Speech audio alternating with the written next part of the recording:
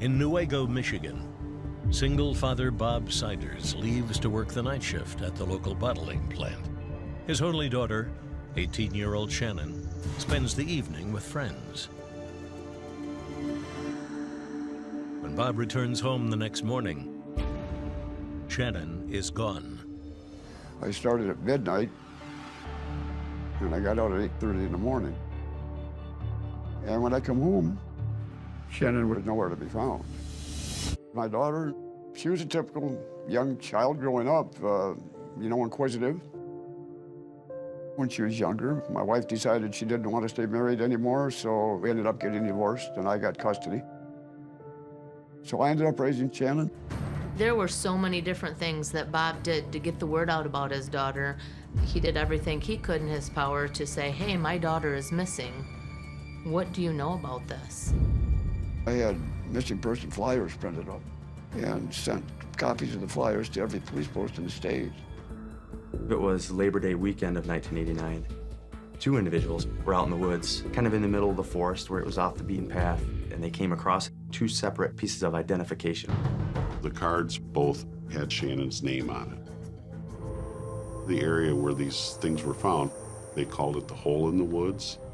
It was a well-known party spot for local kids.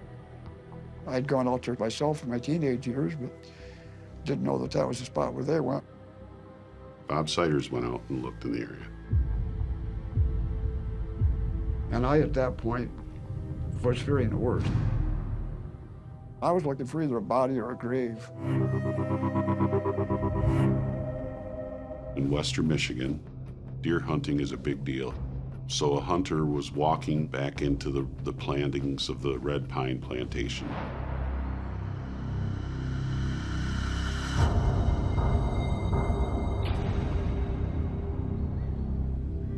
The hunter went to the state police post in Newaygo and reported it. We got a phone call about 10 o'clock.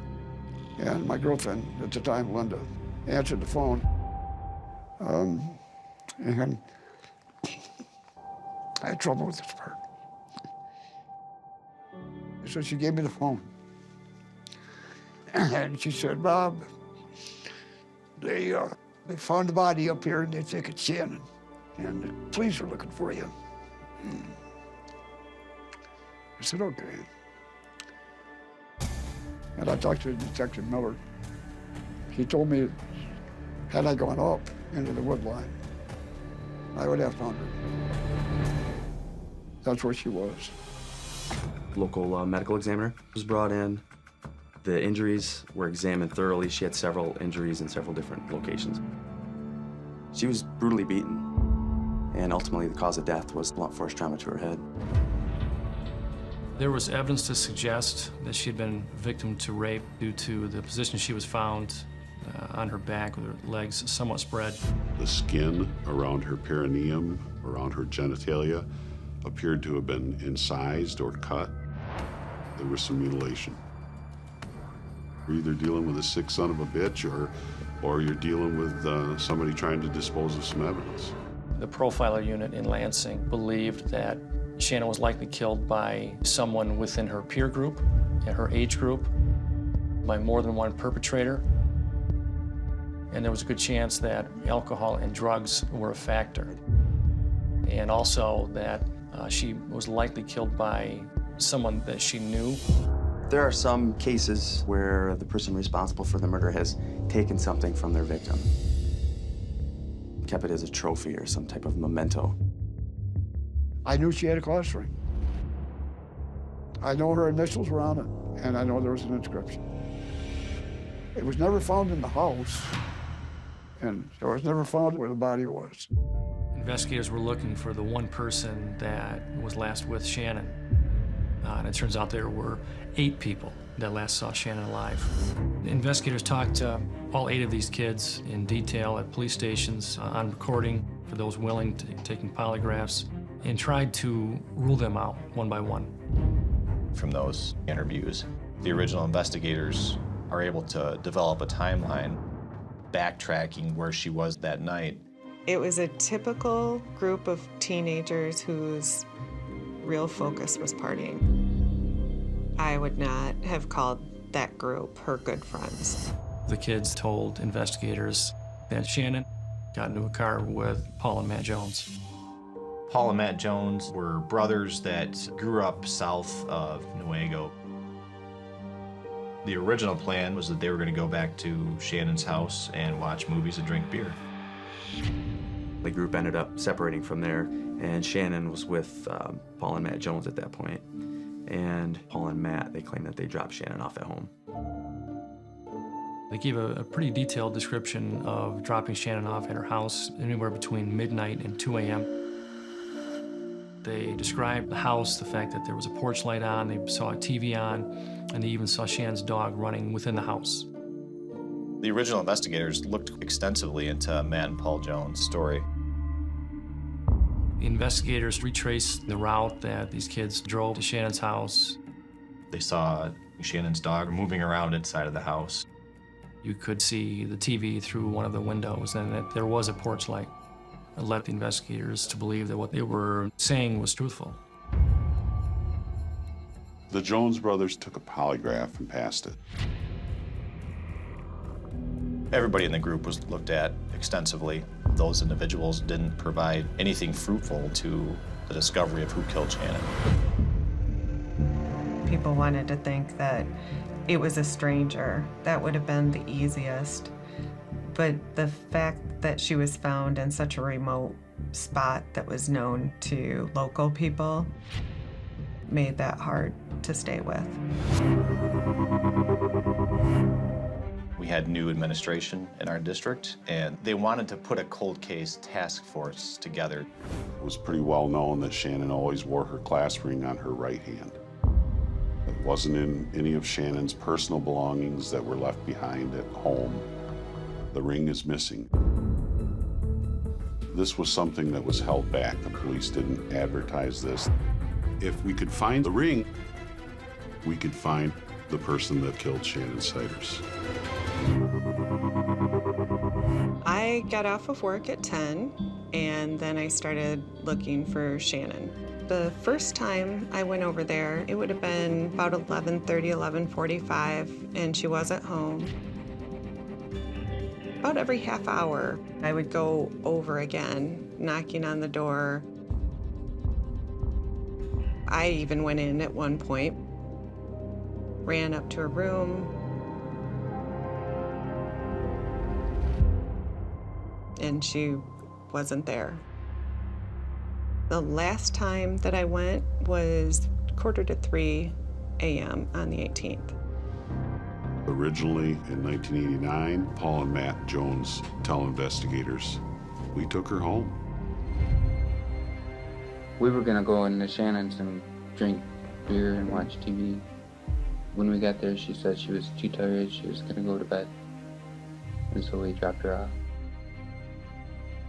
What time of night was it that you last saw her? 12 or 1 or a little after. Someone was lying. From the original investigation, we began finding people that had contact with Paul and Matt Jones during the time of Shannon's disappearance. Lindsay Bradley came up in the original investigation as a friend of Shannon's. She also dated Paul Jones. Lindsay came in and talked to us. She said that she was in the company of Paul Jones riding around in his car with him.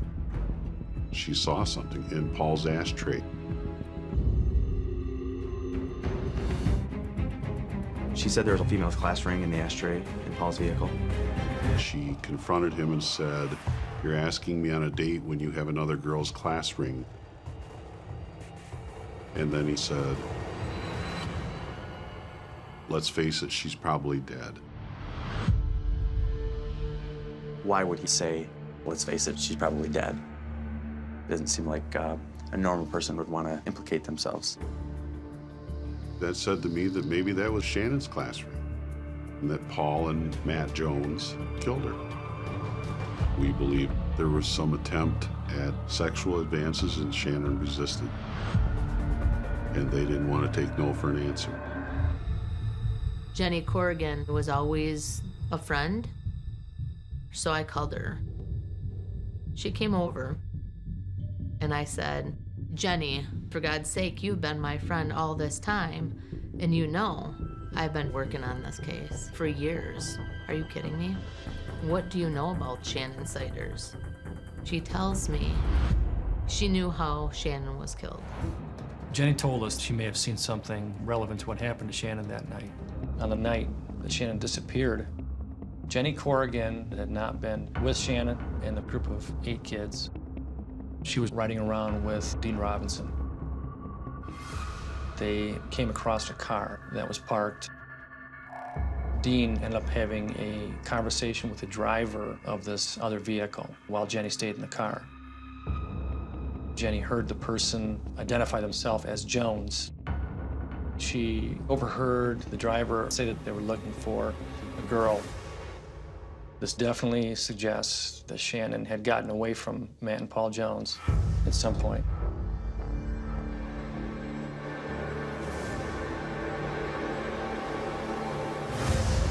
And now they were hunting her. Dean and Paul Jones parted ways. Eventually, Paul and Matt Jones were able to find Shannon. They caught up to her.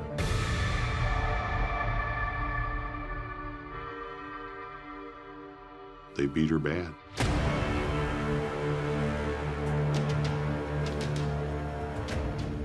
We believe this was a sexually motivated crime. And they took turns raping her. And they crushed her skull. It wasn't just an assault. It was brutal enough where they knew that they were killing her. Later, Dean and Jenny came back through, and they see the same 2 brothers standing outside of the car with a girl laying unconscious or lifeless on the ground. Dean got out, started to run up to see if he could help, and tripped and fell.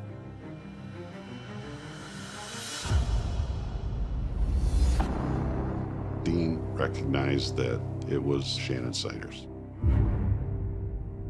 And that's when he described Paul Jones coming over and kicking him in the face. Matt Jones is coming around the back of their car with a hammer of some sort. And then once Matt had found out someone else was in the car, he decided to retreat.